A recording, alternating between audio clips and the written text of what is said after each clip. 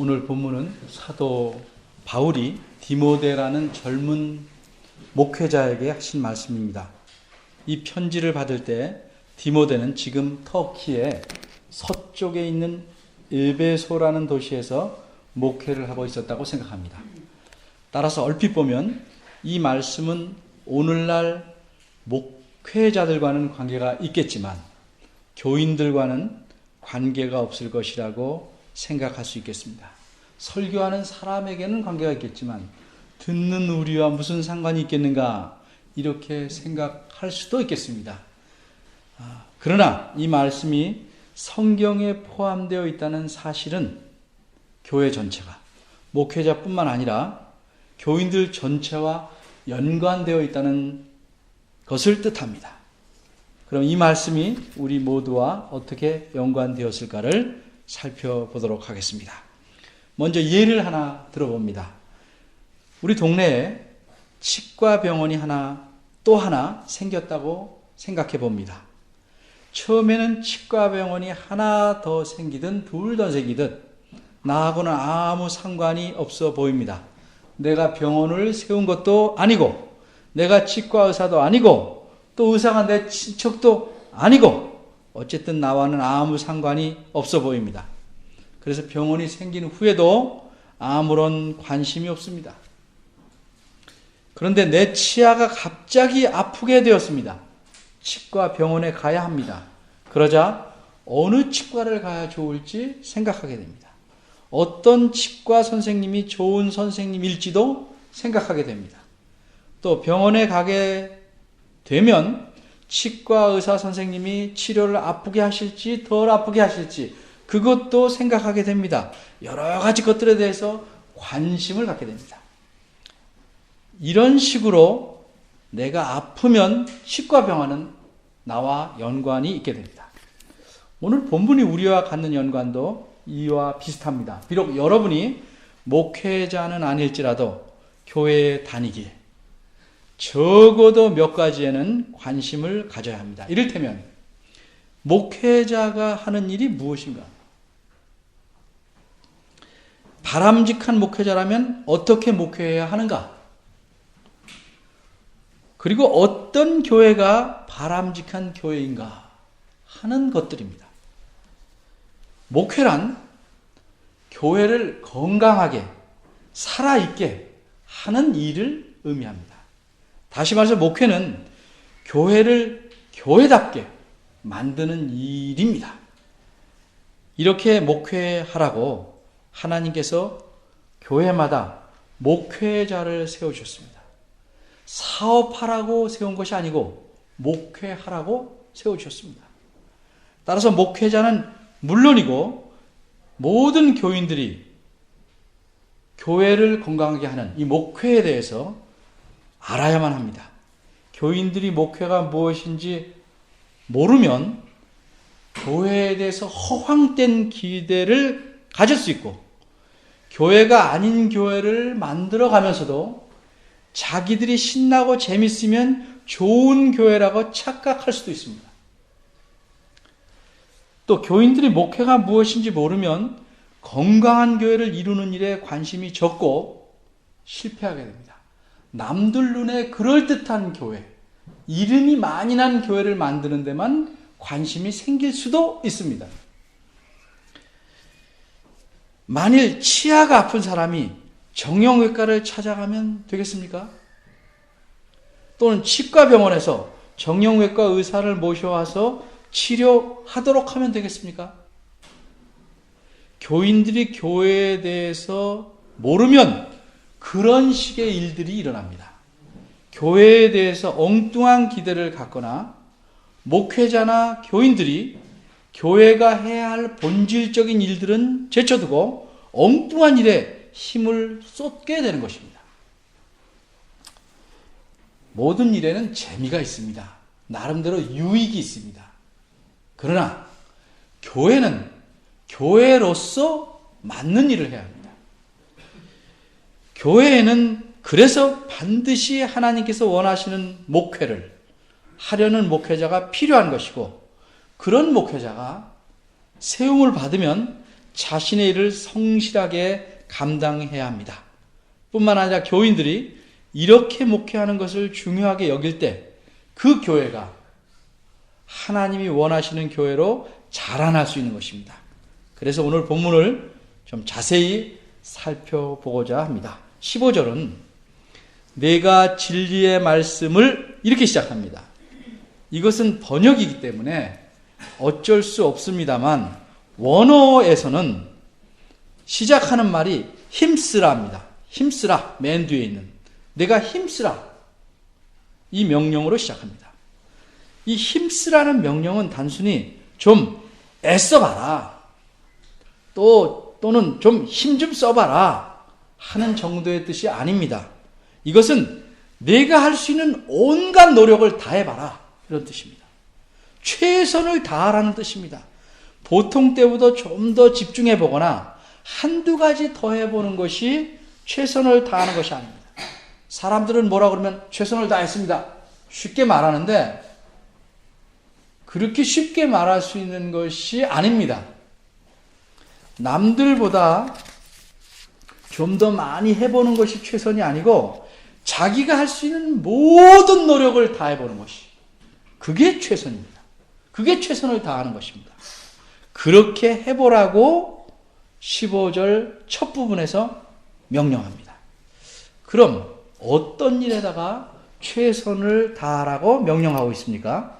우리말 표현대로 따르자면 제 성경으로는 셋째 줄인데 인정된 자로 자신을 하나님 앞에 드리는 일입니다. 이것을 쉽게 말하면 하나님께서 인정하는 자가 되는 일입니다. 하나님이 보시기에 너는 목회를 바르게 했다, 바르게 하고 있다 인정하실 만한 자가 되는 것입니다. 목회는 사람들을 대상으로 하는 것이지만 사람들을 의식하고 하는 일은 아닙니다. 목회는 철저하게 하나님 앞에서 하나님께서 원하는 대로 하나님께서 원하는 일을 사람들에게 행하는 것뿐입니다. 그러기에 여기서 주목해야 할 말은 인정된 이라는 말입니다. 이것은 단지 알아준다는 의미를 넘는 것입니다. 진짜인지 가짜인지 테스트를 해봐서 진품으로 진짜로 판정된다는 뜻입니다. 그러니까 인정된 자로 자신을 하나님께 드리기를 힘써라는 말씀은 하나님 보시기에 진짜 목회자, 진품 목회자로 판정받기 위해서 최선을 다하라 하는 의미입니다. 그럼 어떻게 해야 가짜가 아닌 진짜 진품 목회자로 하나님께 인정받을 수 있는가? 그것을 다른 말로 둘째 줄에 제 성경 둘째 줄에 이렇게 표현합니다. 부끄러울 것이 없는 일꾼. 부끄러울 것이 없는 일꾼이 되는 것입니다. 부끄러울 것이 없는 일꾼이란 어떤 일꾼인가? 부끄러움을 타지 않는 뻔뻔한 일꾼인가? 아닙니다. 대담하고 당당하고 매사에 자신 있는 일꾼인가? 그거 아닙니다. 그는 자신이 행한 일들을 하나님께서 평가하실 때 너 잘못했다, 엉뚱한 일에 힘을 쏟았다고 책망듣지 않고 하나님께서 원하시는 일을 참 잘했다고 칭찬받는 일꾼을 뜻하는 겁니다. 사람들은 많은 일을 하고 업적을 세우면 잘했다고 칭찬합니다. 여기에 많이 휘둘립니다. 그런데 하나님께서는 하나님 자신이 맡기신 일을 신실하게 하는 사람을 칭찬하십니다. 그럼 이 일꾼이 해야 하는 일은 어떤 일인가? 그 일은 15절에서 보는 대로 진리의 말씀을 다루는 일입니다. 즉 하나님 말씀인 성경을 어떻게 다루느냐 하는 일입니다. 하나님 말씀을 다루는 일을 본문에서는 옳게 분별하며 라고 표현합니다. 옳게 분별하며, 이 말은 우리말에서는 두 가지 낱말입니다. 옳게 분별하다. 근데 사실 원어에서는 한 낱말입니다. 이 낱말의 의미를 잘 살려보려고 우리말에서는 두 개로 표현한 것입니다. 그런데 원어에서 이 말은 바르게 자른다 하는 뜻을 가진 한 개의 낱말입니다. 어떤 물건을 바르게 똑바로 자른다는 데서 나온 말인데, 이것을 하나님의 말씀, 진리의 말씀과 연관해서 사용했기 때문에 이것은 비유적인 표현입니다. 예를 들어서 매우 빨리 걸어가는 사람을 보고 우리는 종종 이렇게 표현합니다. 저 사람은 날아가네. 실제는 날아가지 않습니다. 근데 하도 빠르니까 그렇게 표현합니다. 무엇에 비유했겠습니까? 새가 날아가는 것에 비유한 말입니다. 그런데 똑같이 날아간다고 해도 다른 것에 비유하는 경우가 있습니다. 세월이 참 빠르다 할 때도 야, 세월이 날아간다 이렇게 말하기도 합니다. 이때는 제가 알기로는 새에 비유하는 것이 아니고 화살을 쏜 것, 이 쏜 화살이 날아가는 것에 비유한 것입니다. 이렇듯이 바르게 자른다 하는 말도 비유적으로 쓰였습니다. 근데 이 낱말이 비유적으로 쓰이긴 했지만 정확히 새냐 화살이냐 하는 것처럼 어떤 물건을 자르는 데서 나왔는지는 말하기가 곤란합니다. 왜냐하면 이 낱말은 신약 성경에서 여기에만 딱 한 번 나옵니다. 그러니까 이 말이 쓰인 다른 예를 찾아볼 수 없으니까 하나만 가지고 알 수 없어서 확인하기가 힘듭니다. 여러 견해가 있는데 그중 대표적인 세 가지를 제가 소개합니다. 하나는 건물을 짓기 위해서 돌들을 바르게 자르는, 돌들을 바르게 잘라야 집을 예쁘게 지니까, 또 정확하게 지니까 돌들을 바르게 자르는 것에서 따왔다고 보는 의견이 있습니다. 다른 하나는 아버지가 자녀들에게 식사할 때 그 서양이니까 빵을 동양에서도 그런 곳이 많지만 빵을 공평하게 나눠주려고 바르게 자르는 데서 나왔다 이렇게 보는 견해도 있습니다. 또 하나는 길을 만들 때 삐뚤삐뚤하지 않고 똑바로 가기 위해서 길을 바르게 만드는 데서 나왔다 보는 입장도 있습니다. 이처럼 이 말이 어디에서 시작되었는지 대해서는 학자들 간의 의견이 다릅니다. 그렇다 할지라도 학자들이 모두 동의하는 공통적인 것은 어디서 나왔는지는 모르지만 이 뜻은 분명히 바르게 자른다. 바로 이겁니다. 요거는 확실합니다. 그리고 이 낱말이 하나님 말씀에 사용할 때는 하나님 말씀이 물건이 아니니까 비유적으로 쓴 것이므로 이구동성으로 학자들은 이렇게 이해합니다. 하나님 말씀을 바르게 또 똑바로 자른다는 것은 하나님 말씀을 하나님 의도에 맞게 이해해서 올바르게 가르친다는 뜻이다. 이렇게 이해합니다. 다시 말해서 진리의 말씀을 옳게 분별한다는 것은 하나님 말씀을 휘거나 삐뚤게 만들어서 내 입장에 맞도록 가르치지 않고 오로지 하나님 말씀에 그 하나님 자신의 의도대로 가르치는 것을 뜻하는 것입니다. 오늘날도 그렇지만 사도 바울 당시에도 교회에서 하나님 말씀을 삐뚤게 뒤틀리게 만들어서 가르치는 거짓 선생님들이, 님자 붙이면 안 되겠죠. 거짓 선생들이 적지 않았습니다. 그런 거짓 선생들 중에 대표적인 사람이 누구냐? 그 이름이 17절에 나옵니다. 두 사람 나오는데 후메네오와 빌레도입니다. 우리는 이 사람들을 모르지만 디모데는 그들이 누군지 잘 알고 있었습니다. 그러기에 그들에 대해서 따로 설명하지를 않았습니다. 우리 식으로 예를 들면 문선명 씨와 이만희 씨입니다.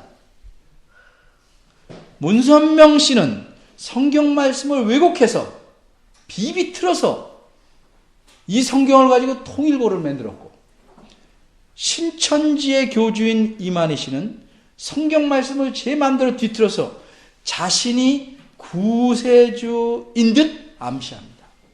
남들이 물으면 쓱 피하고 자신들 앞에서는 강하게 제시합니다. 거짓 선생인 후메네오와 빌레도에 대해서 사도 바울은 18절에 보면 이렇게 표현합니다. 진리에 관하여서는 저희가 그릇되었도다. 이렇게 말씀합니다. 무슨 뜻입니까? 이들은, 거짓 선생은 진리인 하나님 말씀을 잘못 가르치고 있다는 뜻입니다. 여기서 그릇되었다는 말은 단순히 잘못됐다는 말이 아니고 비유적인 표현인데, 화살을 쏘면 그 관역을 맞추지 못했다, 빗나갔다 하는 뜻입니다. 18절에서 보는 바대로 이 거짓 선생들은 사람들의 믿음을 무너뜨렸습니다. 그들은 진리를 정확히 맞추지 못하고 그 진리에서 심하게 벗어나게 가르쳤기 때문입니다. 예를 들면 그들은 부활이 이미 지나갔다고 가르쳤습니다. 18절입니다. 무슨 말입니까? 거짓 선생들도 아마 예수님께서 부활하신 것은 믿은 듯합니다. 그러나 이들은 장차 예수님께서 재림하셔 죽었던 자들을 다시 살아나게 하시는 육체의 부활은 믿지 않았습니다. 그래서 이들은 부활이 이미 지나갔다라고 가르칩니다. 바꿔 말하자면 부활은 이제 더 이상 없다, 이렇게 가르칩니다. 이것은 매우 비뚤어진 가르침입니다. 오늘 본문 위에 11절을 보십시오. 사도 바울이 무엇이라고 말씀했습니까? 미쁘다, 이 말이요. 무슨 뜻입니까? 이 말씀은 참으로 믿을 수 있는, 신뢰할 수 있는 말씀이다, 이런 뜻입니다. 그 말이 어떤 말입니까? 그 뒤에 있는 말입니다. 우리가 주와 함께 죽었으면 또한 함께 살 것이요. 앞으로 산단 말이죠. 참으면 또한 함께 왕노릇 할 것이요. 앞으로 살 것인데 그런 게 없다, 이렇게 거짓 선생들은 말했다, 이 말이죠. 우리가 참으로 그리스도를 믿는 사람이라면 우리 몸은 이 땅에서 죽지만 장차 이 몸이 다시 부활하여 우리가 그리스도와 함께 왕노릇 하게 된다는 것이 성경의 가르침입니다. 이걸 믿어야 합니다. 틀림없이 우리의 몸은 그리스도의 재림 때 다시 살아날 것입니다. 죽은 자가 다 살아날 것입니다. 우리 몸의 부활은 이미 지나가서 없는 것이 아니고 앞으로 분명히 올 일이요 있을 일입니다. 13절에 있는 대로 주님께서 그렇게 가르치셨기 때문에 자기를 부인할 수 없습니다. 가르치신 대로 일어나는 것입니다.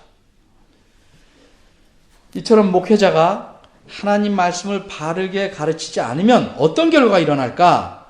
16절에서 보는 바대로 믿는 자들이 점점 경건치 않게 됩니다. 주일 잘 안 지킵니다. 하나님 말씀 잘 안 듣습니다. 알려고 하지 않습니다. 또 18절에서 보는 바대로 심지어는 믿음을 무너뜨릴 수 있습니다. 믿음마저 무너뜨릴 수 있습니다. 그러기에 목회자가 교회에서 하는 일은 진리의 말씀인 성경을 바르게 가르치는 것이 가장 우선이고 가장 중요한 일입니다. 이것만 한다는 일은 아니지만 이게 가장 최우선적이고 중요한 일이란 말입니다. 이 말을 뒤집어 말하면 교회에서 교인들이 가장 우선적으로 중요하게 힘써야 하는 일은 뭐냐? 진리의 말씀을 바르게 배우는 일이라는 겁니다. 어떤 사람이 말합니다. 목사님, 제가 교회 가서 좀 돕겠습니다. 돕는 일이 뭡니까? 제가 항상 말합니다. 하나님 말씀을 와서 잘 배우는 일입니다. 그래서 신실한 그리스도인이 되는 것입니다. 그것이 안 되고 하는 모든 일들은 오히려 많은 사람에게 상처만 줍니다. 막말로 아무 일도 안 해도 좋습니다. 하나님 말씀을 잘 배우면 그 말씀이 채워지면 일하게 됩니다.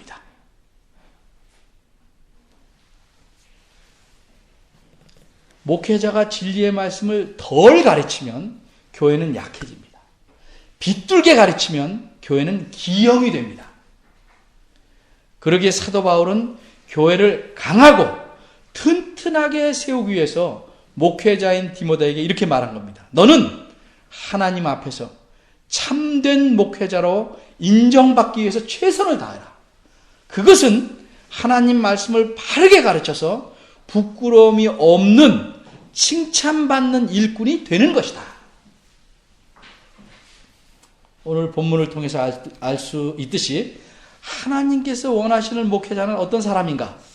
하나님께서 인정하는 목회자는 어떠해야 하는가? 목회자는 하나님 말씀을 바르게 가르치는 일에 최선을 다해야 합니다. 목회자가 이런 일을 게을리할 때 여러분은 째려봐야 합니다. 이런 일을 게을리할 때 격려하고 따끔한 말을 해야 됩니다. 다른 것 가지고 뭐라고 그러는 건 바람직하지 않습니다. 바로 이 일을 하라고 하나님께서 목회자를 세우셨고 이 일을 통해 교회는 튼튼하게 세워져 가는 겁니다. 하나님께서 인정하는 목회자가 하나님 말씀을 바르게 가르치는 사람입니다. 그럼 그런 목회자를 하나님께서 자기 교회에 세우셨다면 당연히 하나님께서 기뻐하시고 인정하는 교회는 어떤 교회겠습니까? 그런 교회는 당연히 하나님 말씀을 잘 배우는 교회입니다. 그런 교회가 되려면 여러분은 무엇을 어떻게 해야 합니까? 하나님 말씀을 바르게 배우는 일에 우선 최선을 다해야 합니다. 왜? 디모데전서 3장 전서 15절에 이렇게 쓰인 바대로 교회는 살아계신 하나님의 교회예요. 목사 것도 아니고 여러분 것도 아닙니다. 하나님의 교회예요. 그래서 하나님께서 그 일을 맡을 목회자를 세운 겁니다. 왜? 교회는 진리의 기둥과 터이기 때문입니다. 부끄러운 목회자, 부끄러운 교회가 되지 않고 우리 모두 진품으로 판정되는 교회가 되기 위해서 최선을 다해봅시다. 평생 이 교회가 있는 날까지 최선을 다해봅시다. 기도하겠습니다. 하나님, 오늘 말씀을 통해서 목회자가 무엇을 하며 어떻게 해야 하며 또 어떤 교회가 되는 것이 하나님이 기뻐하시는지를 살펴보았습니다. 우리가 이 길로 나아가려고 힘쓰고 있습니다. 그러나 약합니다. 세상의 많은 흐름에 흔들리기도 합니다.